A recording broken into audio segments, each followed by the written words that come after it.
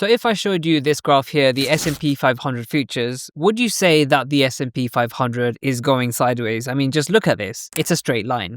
Well, I'm only playing because, of course, the stock market will be closed over the Easter weekend. However, that still begs the question, is the S&P 500 going to be going sideways for a while now? Now, between November 1996 and February 2009, which is, well over 10 years, the S&P 500 from start to finish only returned 2.85%. Now, as humans with our linear thinking brain, it's very hard to actually understand that, this wasn't actually a lost decade. If you had been buying regularly, you would be buying at different prices, the dips and the peaks. And of course, unless you were someone who bought on the 22nd of November 1996 and just left it, you would probably have made a return on your investments. As you can see, this is my trading 212 stocks and shares ISA. It is closed for 4 days, so it's the perfect time to be making these videos in time for Easter too. You can see over the past 3 months, it is down by 7.3% or £8,128. Now, although this is a very clear downward projection, could there be another era of stagflation or anything else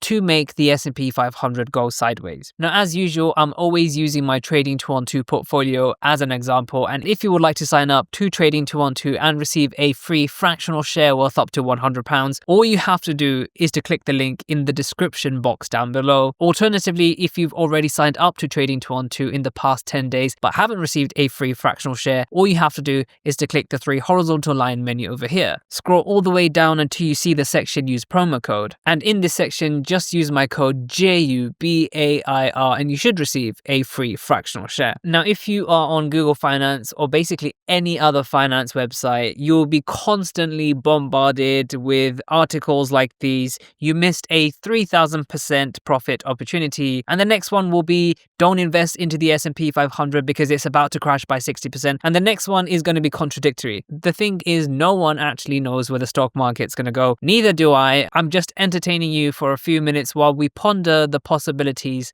of another lost decade. Obviously, like I said before, there's not really any such thing as a lost decade. People really want to sensationalize everything. You can see between 1996 and 2000, there was a 94% rise. If you were investing consistently throughout that period, you would be making gains. There's no two ways about that. And then between 2000 to 2002, if you had been investing regularly, you would definitely be seeing your money go down what seems like the drain. But you know what? If you had continued and kept your investments between 2003 and 2024, you can see an over 600% rise in your stock value. Now, the most recent decline that we saw, this week, I know these things are moving really, really fast, is to do with Nvidia, one of the biggest companies of the S&P 500 by market cap anyway. So the other day we heard the president of the United States of America saying that, companies like Nvidia and Apple will be excluded from the tariff list so that things like smartphones and computers, the trade will continue as normal. And as a result, the S&P 500 did actually go up. But now there are reports saying that perhaps in order to trade with China and to trade these chips that Nvidia is building, there will be some sort of tariff or some sort of tax, and that Nvidia could lose in excess of $5 billion.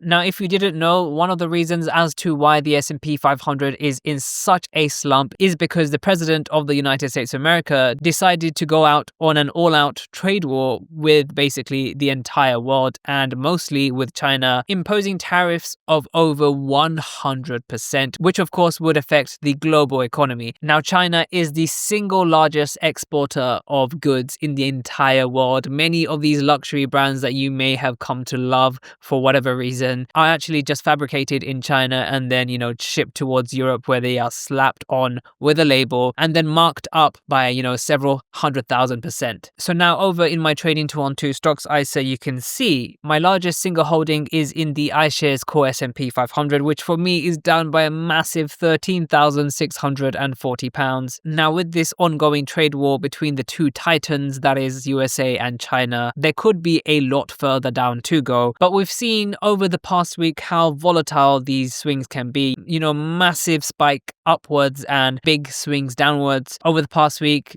still up by 0.67%. To me, that's kind of sideways, and there could possibly be yet another sideways S&P 500. Who knows how long that's going to be, whether it's, a couple of months or a couple of decades. But it's no surprise that if you consistently invest, as regularly as you can, you should be able to, even within a sideways market, to get some investment return. Of course, these videos are never going to be financial advice. I know that, a market like this, a downwards market or a sideways market is still a market, and I don't want to be out of the market. So make sure to check out some of my other videos, and I'll see you in the next video.